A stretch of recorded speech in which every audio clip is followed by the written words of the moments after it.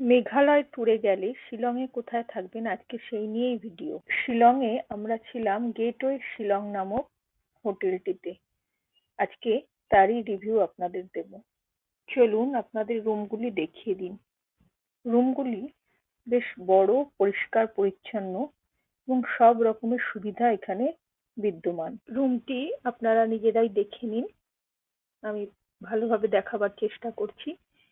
আরেকটি কথা, এখান থেকে পুলিশ বাজার মাত্র 2 মিনিট হাঁটা পথ। এর পাশে একটি ঘর রয়েছে, এটিতেও ইচ্ছা হলে আরেকজন থাকা যেতে পারে।